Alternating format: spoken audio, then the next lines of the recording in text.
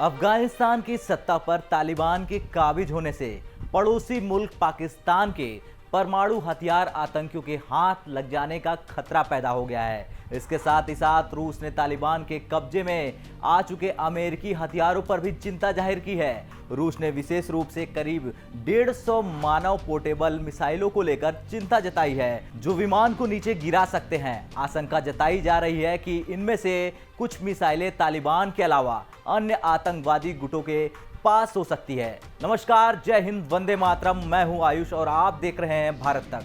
रूस की federal service of military and technical cooperation के निदेशक दिमित्री ने कहा कि अमेरिकी सेना ने अफगानिस्तान में 150 से अधिक मिसाइलें छोड़ दी हैं। पता नहीं कि ये मिसाइलें किसके पास है। वे तालिबान या किसी अन्य आतंकी गुट के हाथ में हो सकती है, जो यूरोप, अमेरिका या भारत सहित दुनिया के किसी भी हिस्से में उसका इस्तेमाल कर सकते हैं। रूस के रक्षा मंत्री सर्गेई शुइगु तालिबान के कब्जे में बड़े पैमाने पर हथियारों को लेकर चिंता भी जाहिर कर चुके हैं। रूसी रक्षा मंत्री ने तालिबान द्वारा 150 से अधिक मानव पोर्टेबल वायु रक्षा मिसाइल सिस्टम हासिल करने के बारे में चिंता जाहिर की है।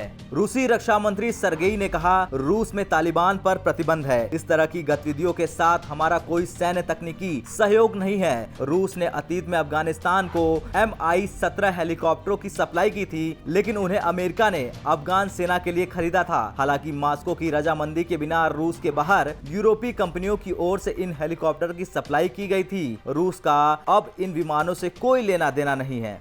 तो वहीं मौजूदा और पूर्व अमेरिकी अधिकारियों को आशंका है कि अमेरिकी हथियारों का इस्तेमाल नागरिकों को मारने के लिए किया जा सकता है, या फिर इस क्षेत्र में अमेरिकी हितों पर हमला करने के लिए इस्लामिक स्टेट जैसे अन्य आतंकवादी गुटों द्वारा जब्त किया जा सकता है। चलिए अब आपको बताते हैं क्या होते हैं man portable air defence system. दरअसल man portable air defence system कंधे पर उठाकर फायर करने वाला एक surface to air missile system होता है। यह हथियार कम ऊंचाई पर उड़ने वाले एयरक्राफ्ट, अमूमन हेलीकॉप्टरों को आसानी से निशाना बना सकता है। 1950 के दशक से अमेरिका, रूस, ब्रिटेन समेत कई देशों की सेना इस हथियार का इस्तेमाल कर रही है। अमेरिकी सांसदों ने मांग की है कि बाइडेन को महत्वपूर्ण सवालों का जवाब देना चाहिए कि अफगानिस्तान में क्या हुआ और उनकी आगे की योजना क्या है। सीनेट और प्रतिनिधि सभा के 68 सांसदों के गुट ने बाइडेन के संबोधित पत्र में पूछा कि तालिबान पड़ोसी देशों की सीमा पर अपने आतंकियों की तैनाती बढ़ा रहा है।